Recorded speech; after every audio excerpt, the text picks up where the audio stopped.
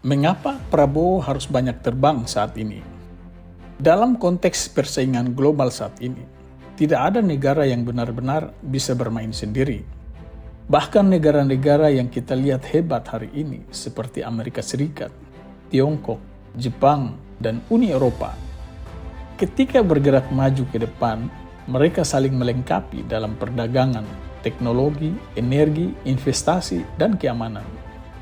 Apalagi Indonesia dengan potensi sumber daya dan posisinya yang strategis pun tidak berbeda ketergantungannya dengan negara-negara lain.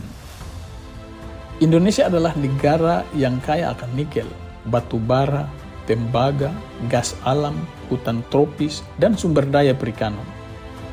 Namun di saat yang sama, Indonesia masih bergantung pada dunia luar untuk banyak sektor strategis. Chip semikonduktor berasal dari Taiwan dan Korea Selatan. Teknologi digital didominasi Amerika Serikat. Mesin-mesin industri banyak datang dari Jepang, Tiongkok, dan Jerman. Bahan baku obat-obatan atau farmasi masih bergantung pada India dan Tiongkok. Bahkan kebutuhan gandum nasional hampir seluruhnya dipenuhi dari luar negeri. Inilah realitas dunia modern saat ini, bos.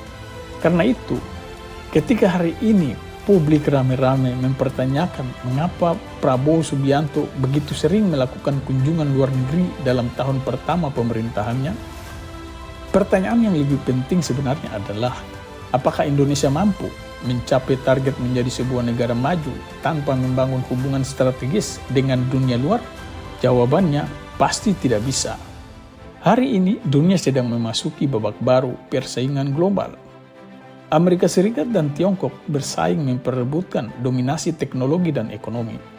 Timur Tengah sedang berlomba mengamankan investasi masa depan pasca minyak dan gas mereka. Negara-negara Asia membangun rantai pasok kendaraan listrik dan industri baterai. Sementara perang, konflik, dan ketidakpastian ekonomi membuat setiap negara berusaha mengamankan kepentingannya masing-masing. Dalam situasi seperti ini, seorang presiden tidak cukup hanya memimpin dari dalam negeri. Ia harus hadir di meja-meja perundingan internasional. Ia harus memastikan Indonesia tidak hanya menjadi penonton dan menjadi bidak dalam percaturan ini, tetapi Indonesia juga harus menjadi pemain. Ketika Prabowo bertemu pemimpin Tiongkok, Jepang, Korea Selatan, Amerika Serikat, negara-negara Turki atau Eropa yang sedang diperjuangkan bukan sekedar seremonial diplomatik. Yang dipertaruhkan adalah investasi, transfer teknologi, akses pasar ekspor, ketahanan energi, keamanan pangan, kerjasama pertahanan, hingga peluang kerja bagi jutaan rakyat Indonesia. Dalam geopolitik modern, pesawat kepresidenan bukan sekedar alat transportasi, ia adalah instrumen negosiasi nasional.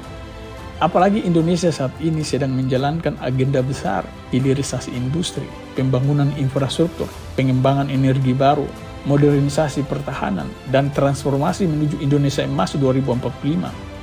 Semua agenda itu membutuhkan modal, teknologi, pasar, dan kemitraan global. Tentu saja, kritik terhadap pemerintah tetap penting dalam demokrasi. Namun kritik yang sehat juga harus melihat konteks zaman. Di tengah dunia yang semakin saling terhubung dan semakin kompetitif, diplomasi bukan kemewahan, diplomasi adalah suatu kebutuhan. Karena dalam abad ke-21, kekuatan sebuah bangsa tidak hanya ditentukan oleh apa yang dimilikinya di dalam negeri, tetapi juga oleh seberapa kuat jaringan, pengaruh, dan kemitraan yang mampu dibangunnya di seluruh dunia. Dan itulah sebabnya mengapa seorang Prabowo Subianto hari ini harus sering terbang. Bukan untuk berwisata, tetapi untuk memperjuangkan posisi Indonesia dalam perebutan masa depan. Terima kasih atas perhatiannya. Wassalamualaikum warahmatullahi wabarakatuh. Salam dari Kayu Merah Puncak.